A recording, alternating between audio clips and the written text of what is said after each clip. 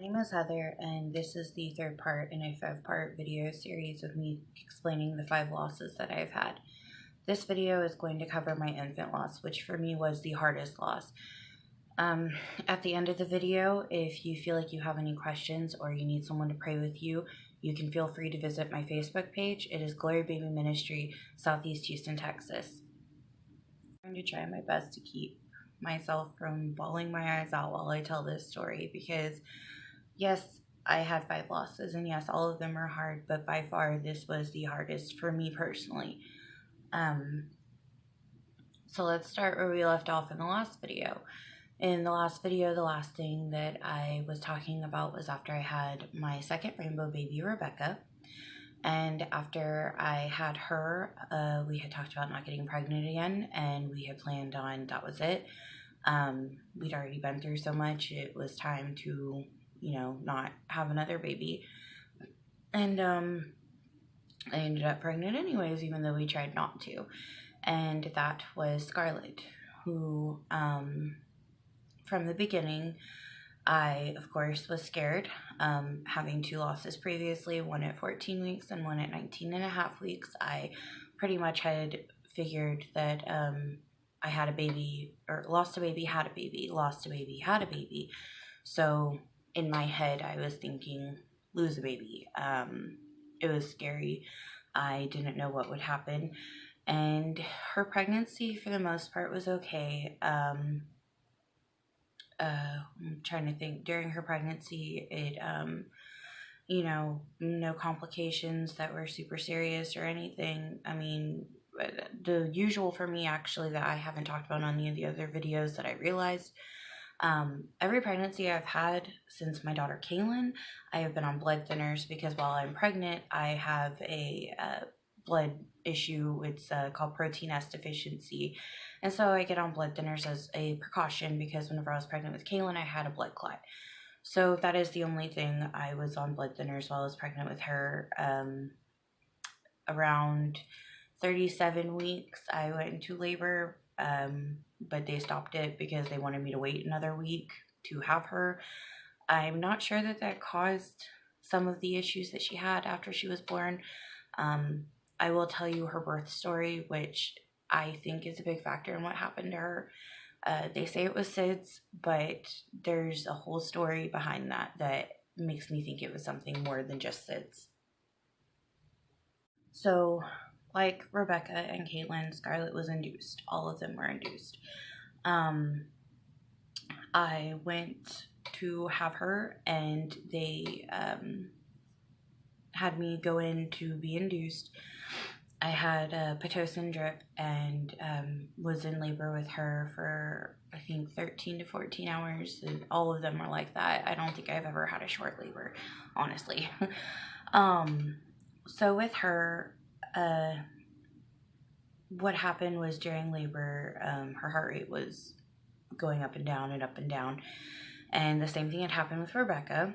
And it scared me, because we found out around 8 months old that Rebecca had brain damage. And they didn't say it was linked to Rebecca's birth, but they did say that, it has something to do with it, because there's no way that she just had brain damage. There was nothing wrong with her. Nothing happened to her. She didn't get hit on the head or anything. It just, her brain, the way it developed, basically, like, there was more gray matter on the left side and an open space for fluid. And so it's caused her some physical delays. She's fine, but it just, caused some physical issues. So I was scared during my labor with Scarlette, because, having had that happen before with the heart rate thing, I kept asking for a C-section, and my doctor told me that she was in position, that she was fine, that I was dilating, and so I could have her naturally. There was no reason to have a C-section. That was mistake 1. I really wish that he had agreed to let me have a C-section. I can't say that would change what happened with her passing away. I don't know. That I feel like, there's a plan for everybody, and that was probably, that was the plan. That was her plan. That was her life's destiny. So I can't say that it would change it, but I can't say it wouldn't either. What ended up happening was I once I got to 9 centimeters, I was not fully dilated to a 10. Her heart rate was starting to drop dramatically, and he didn't know what to do. So he decided to go ahead and have me push and started trying to manually dilate me to the full 10. Well, it wasn't working. So he ended up getting the vacuum because her head kept coming in and out.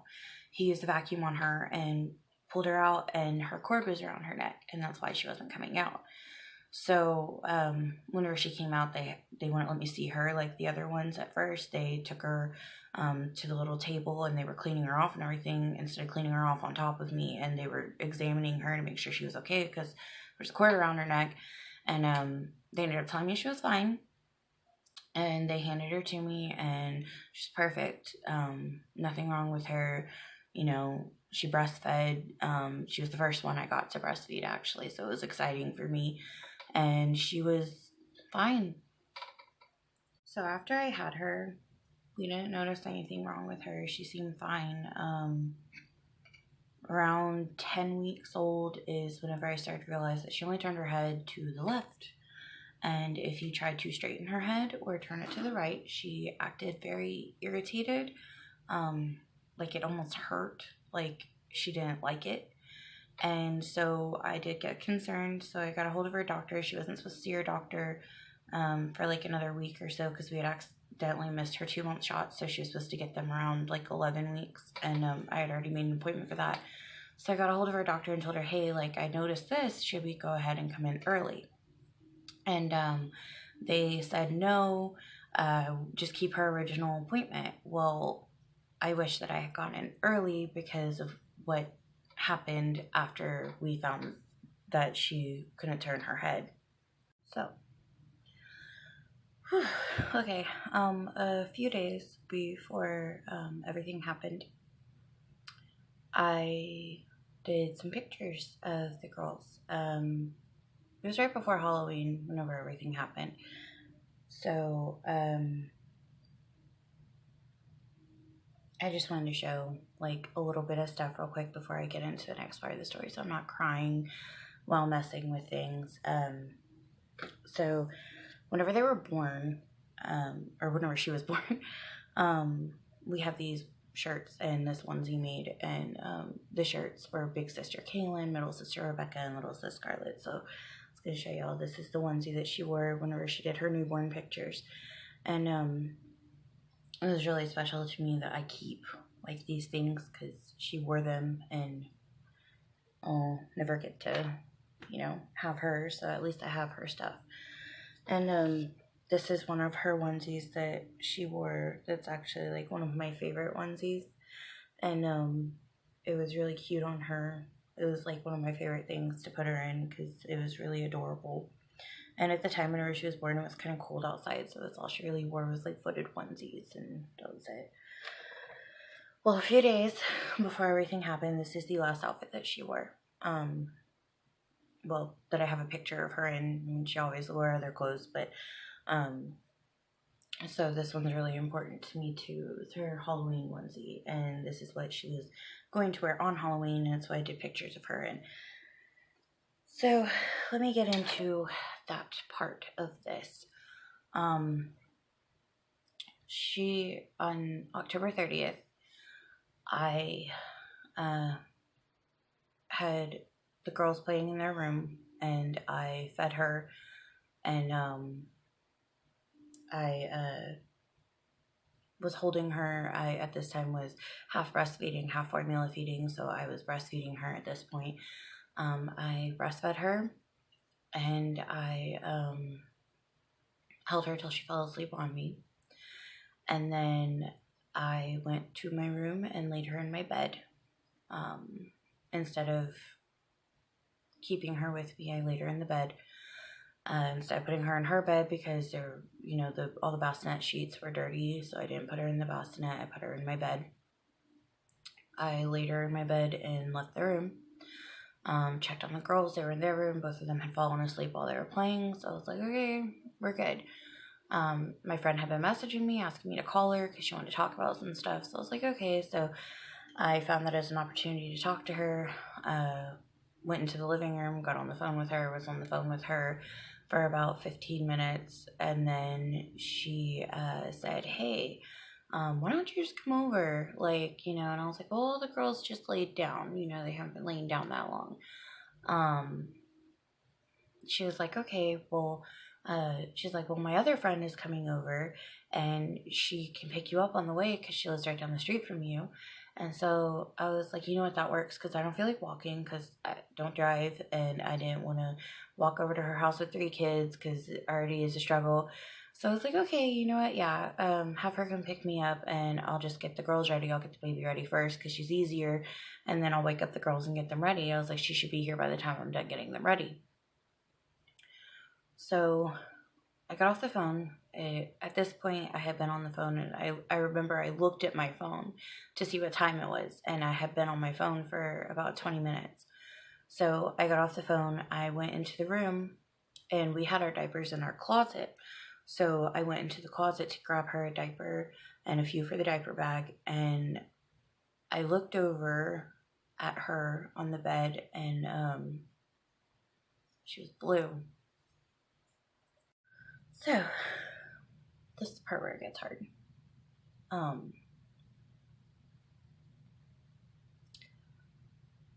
I distinctly remember I looked over at her and she looked blue. At first I thought maybe it's the lighting.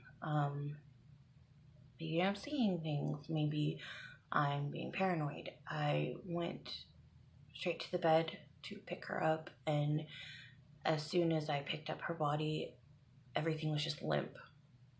Her arms and legs, her head, everything just, and I didn't know what to do. I freaked out. I started crying. I started feeling all over her chest for a heartbeat or something because I didn't know what was happening. There was nothing. I couldn't feel any breathing or heartbeat, so I called 911 and they told me what to do. They told me to push on her and how to do CPR for an infant, and I never knew these things before, so I didn't know. I was freaking out. I was trying. They told me I need to lay her on a flat surface. I didn't want to lay her on the floor because we had hardwood floors, and I felt like, I didn't want to hurt her. That was the hard part for me because that was the whole thing for me. It's like, I didn't know. I thought, like, she's gone, but I don't want to hurt her. So I laid her on the couch, and I was trying. A friend shows up at this point, and I hear her car door. So I pick her up, and I go outside, and I hand her to her because I don't know what to do. And she starts freaking out because, I just handed her my child who isn't breathing, and I didn't know, how to handle it. And I'm like, help me. And, like, I don't know what to do. Help me. So she comes inside with me, and, like, I lay her back on the couch, and I'm trying again because I don't know what to do. And I'm asking her, like, go get the girls dressed, go, clean, like, the house is dirty, it's not clean, I'm scared, like, do something, like, don't stand there, do something, because I didn't know, what's going to happen. The cops are going to show up, my house isn't clean, I don't know. So yeah, the cops ended up coming, paramedics came, they took her off the couch and put her on the floor, which I guess I should have been doing in the first place. I didn't think anything of it. So they put her on the floor, and they started doing infant CPR on her. I just stood there crying and begging the cops not to take my kids away.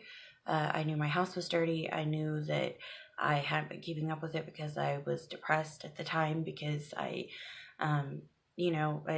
went through battles of depression, and at the time, like, whenever you have depression, it doesn't always mean, like, you're suicidal. Like, in my case, it was literally just I didn't feel the urge to do anything. I would take care of my kids and spend time with them, and they were the only thing that made me happy. And the only other thing was, like, whenever they were asleep and I had nobody to talk to or nobody to spend time with, I just sat around. And instead of keeping up with stuff like I should have and, you know, handling it better, I basically just let everything go. And my husband worked too much to help at the time, so I literally was just, I didn't care. And all I cared about was my kids being clothed and fed and happy and playing, and that meant that I was doing okay. Well, the cops reassured me that, you know, the kids were fine, and then they took her in the ambulance and took her. They wouldn't let me leave at first because they had to ask me questions like what happened. I told them, you know, I just found her like that. And they basically were like making me feel like I did something. Kept like making me like reassured that I didn't hurt her or do anything to her. And that was hard too, because I never would hurt one of my children. I love them all. And I understand, like, it's precaution. It's like, it's what they have to do. But it's still, like, that was horrible. Finally, like, they let me go. My friend takes me and the girls, we go to Bayshore because that's where they had taken her. That's where I had my loss, my second loss. And traumatizing enough because of what they did to me in the ER. They have her in the ER there. I'm not ready for this. This is, you know, once I actually walked in and saw her, it wasn't what I expected. So I walked in to the room that they had her in, and they had like wires and tubes everywhere. On the way to the hospital, I called my husband and my mom to tell them. Whenever I called them, I distinctly remember the words that came out of my mouth was, "She's dead." I didn't know what else to say. They came to the hospital. Like, after I got there, they ended up all, you know, coming in the room. My husband said, we're not staying there. Everything that had happened to me while I was there, they had her in the same exact room where I was in labor with her sister. Whenever they wouldn't send me to labor and delivery, and they left me sitting there in labor, she was in the same exact room that I had been in. And it was too much. I couldn't. And so my husband said, transfer us to a different hospital. They agreed. They life flighted her. I guess I should go back a little bit. Whenever we got to the hospital, she had come back. She didn't wake up at all, but her heartbeat was back, and she wasn't breathing on her own, but they had her on a machine, and they had her heartbeat. So she came back, she just wasn't fully there.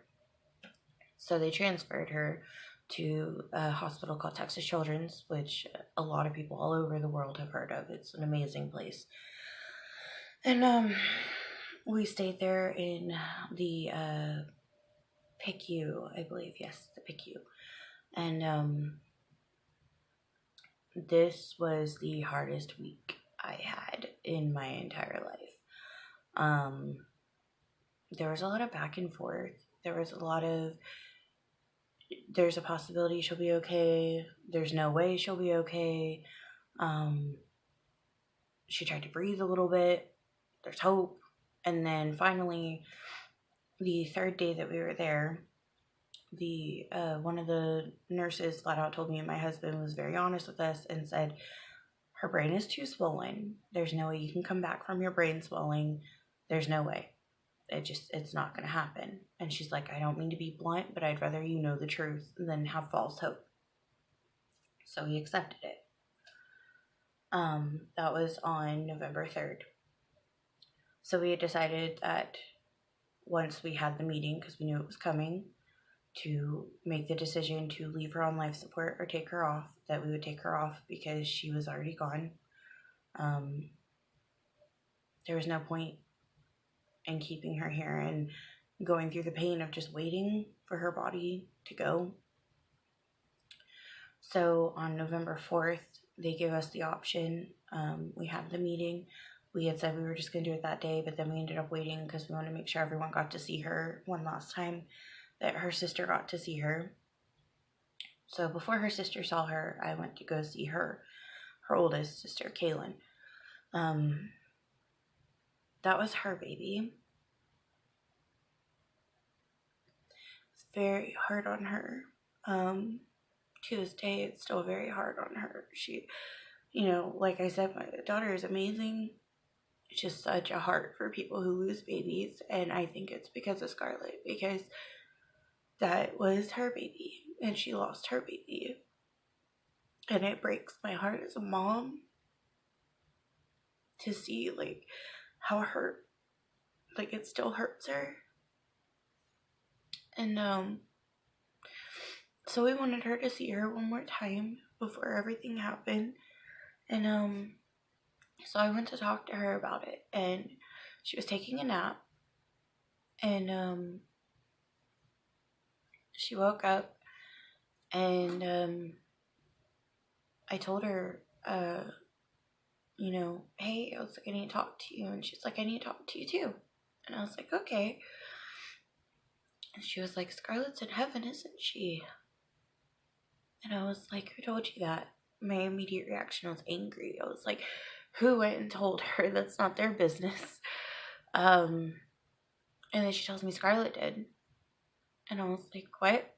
She was like, yeah, she's like, Scarlette told me she's going to heaven. And,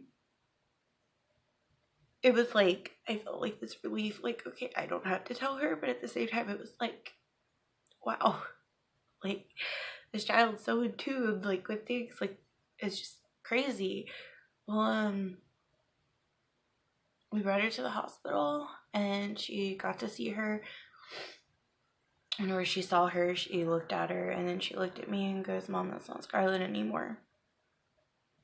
And that was the moment that we really accepted it. We were like, okay, she's gone. And then, well, I guess I'll have to take a break for a second, and then I will back up into explaining some things that happened with the kids during this day before I get into us taking her off of life support. The second day that we were at the hospital, CPS got involved. They came and they started checking on her, making sure that, asking the hospital, did she suffocate? Are there signs of suffocation? And things like that. And then they took the girls away. Not permanently, obviously, we still have them, but they put them in temporary custody with my grandparents. And that made it way worse. We're going through the process of our daughter, dying, and they took the other two away. Initially, I thought it was because the house was dirty. That was my first thought, was the cops called CPS, the house was dirty.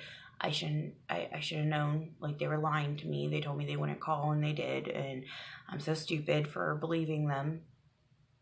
Well, I won't go into details, but over time, we found out the truth, and that is that people that we thought we were close to, we weren't. And they basically didn't think we were good parents, and so they tried to get our kids taken away because they assumed that, I guess, I did something to her, or that, because our house was dirty, or because I don't know, they wanted them for themselves. I don't know why. The whole thing is, it hurts, but I've moved on, and that's why I don't want to talk about that. That's just something that did happen that made the whole situation a lot worse, was CPS getting involved. So now I am going to go ahead and talk about whenever we took her off of life support. So when we took her off of life support, they told us it could be a few minutes. It could be, an hour. No one expected what happened. She fought. Her body fought. They took her off. Well, first they handed her to me because they asked me if I wanted them to take her off while she was in the bed or if I wanted to hold her. I said I wanted to hold her. So they handed her to me, and they started taking everything off of her. They took the tubes out. And whenever they did, she had like a seizure, and I couldn't do it. I couldn't hold her like that. I couldn't. The sound that she made, like she was gasping for air, I couldn't listen to it. It's like, even though like in my heart I knew she was gone, I couldn't hear it. I couldn't deal. So I asked them to take her because I couldn't. So they took her, and my mom took her, and me and my husband left the room. We couldn't be in the room. It took almost 3 hours for her to officially pass. I kept going in periodically and checking, and every time I went in, just hearing the things, the sounds, I couldn't do it. So I just had to keep leaving the room, and we were in the waiting room. We had a lot of friends there and family, and we basically just, kept ourselves distracted, and we're just waiting. Then one of the nurses at the station told me, like, it's time. It's like, okay. So we went in the room literally right before she passed, and my dad got to hold her. And then it happened. She was gone.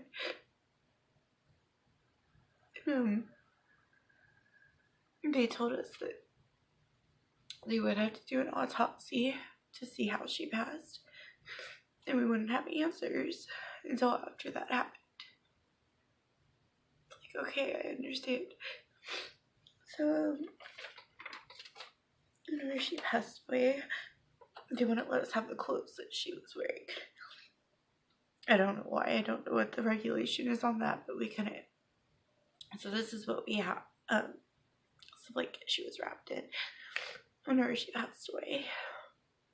And it's the only thing I have from that. We have some stuffed animals that people had brought her and stuff like that, but I gave those to the kids. And now I lay me down to sleep. I don't know who all has heard of that, but that's actually what inspired me to start doing photos for people. They came into pictures of her, and we got hand molds, and we ended up deciding to have her cremated. The hospital offered to pay for part of it, and actually we found a place where we ended up not having to pay because the hospital covered the cost, which was amazing. And it was terrible. Just holding her, and everybody took turns holding her.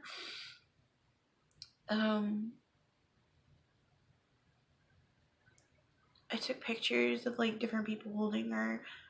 I took pictures of my husband holding her. I wouldn't hold her while everyone was in the room. I didn't want to break down in front of everybody. So right before we left the hospital, I made everybody else leave. I didn't want them in there, and I wanted to be alone with her. So there's this song called Oceans, where female fail. It is by Hillsong United, and that was like our thing. I would give her baths and sing the song to her, and whenever she was upset or crying, I would sing it to her. I mean, it was our song, and it was my favorite worship song at the time. I have lots of worship songs I love now, but that was my favorite, and it was her song.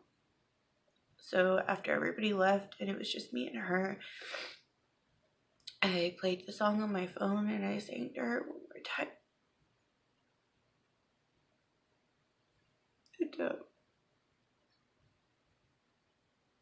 And I just kept telling her I was sorry. I didn't know what happened. And I sang to her and just told her how much I loved her, that I was sorry, and that I wish I could change it. I wish I could have her here. And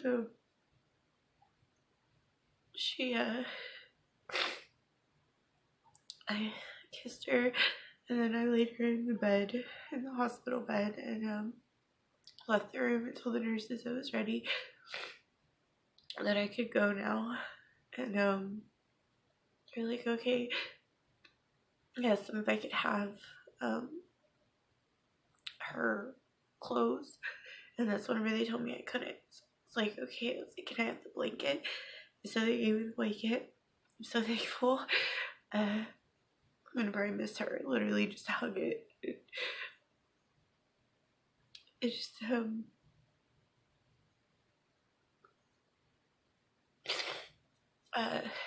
so that it's basically what happened. We all left. This was on November 5th.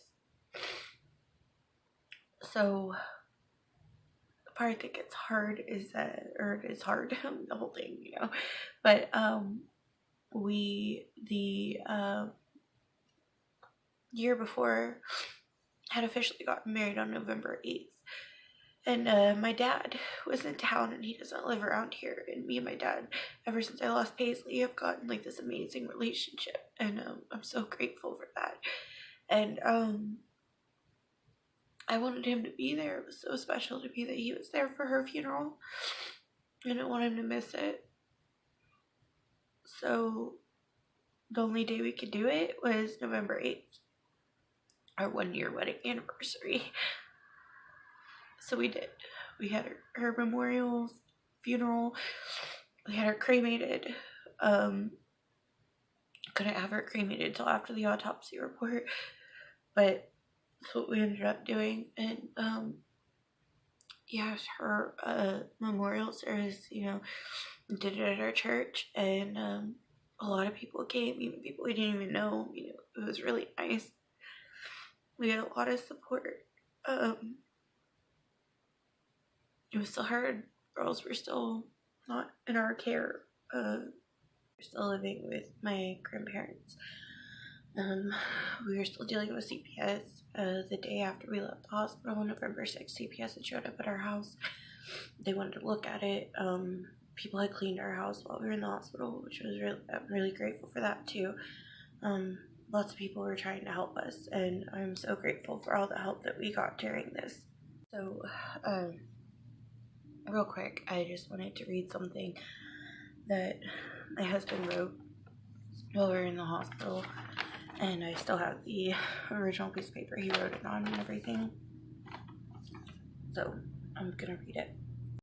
Okay, it says, as I sit here looking at you, screaming, crying, and yelling inside, I know you're looking down at us while you're sitting in Jesus' lap with your sister. As a father, I never want to let you go, but Jesus calls you home. If Jesus calls you home, then it is your time. I know he has greater plans for you and us. I know that the machine is keeping you here, but at the same time, you are not. You are playing with Paisley and doing what you're meant to do. You are no longer in pain, but I'm devastated. Over time, I will overcome that. I can't stand the sight of the way you look. I feel helpless, but you are in a better place. It hurts like hell to know you're gone, because I will never know who you would be, what you would do, but I know that you are one of God's angels.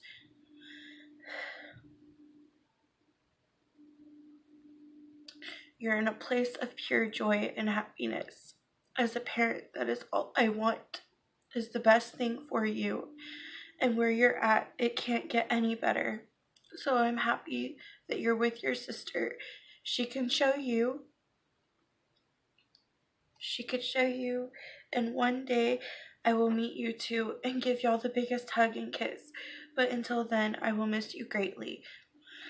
It feels like I never said I love you enough or gave you enough kisses, but when we meet at the gate, I will I will make up for lost time. I will hold on to the thought of you holding Kaylin and Becca's hand the rest of my life.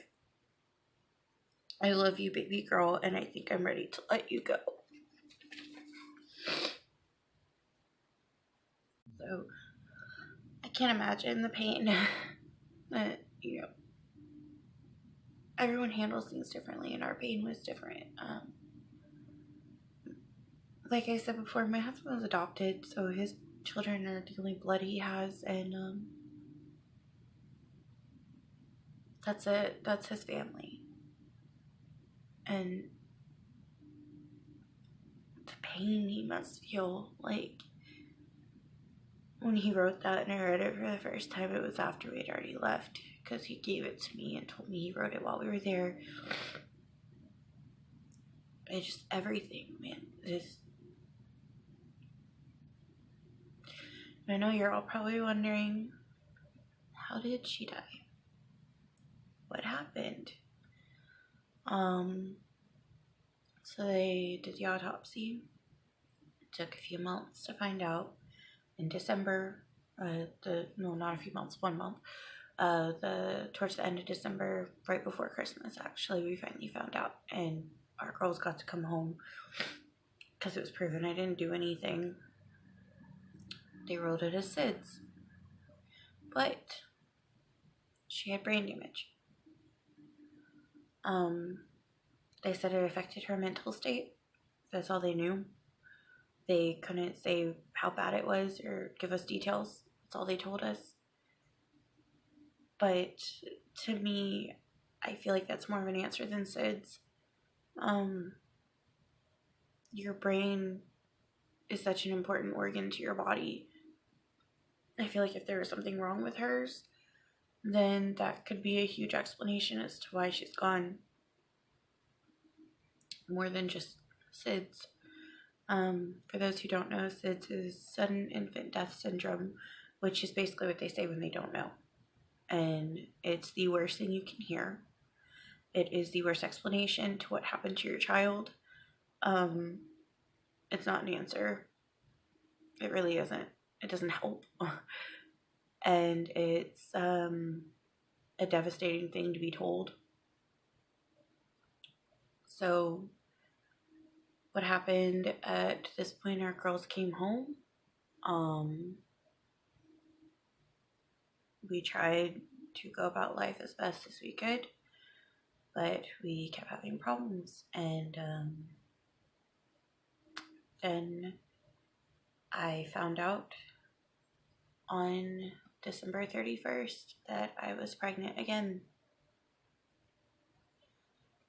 And I was so mad.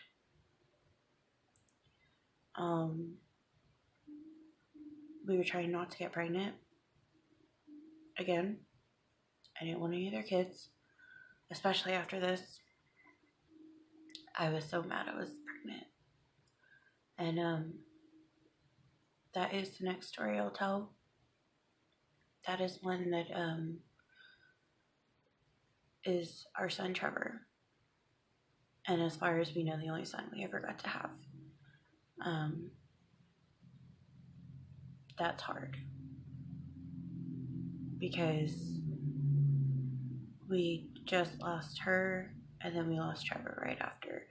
And the next video, I'll be talking about that and what happened with him. So like I say at the end of my videos, and I say it at the beginning too, if you need to talk or you have any questions about my story, or you just want to tell me your story, or you need somebody to pray with you or anything, please feel free to get a hold of me. My Facebook page is Glory Baby Ministry, Southeast Houston, Texas.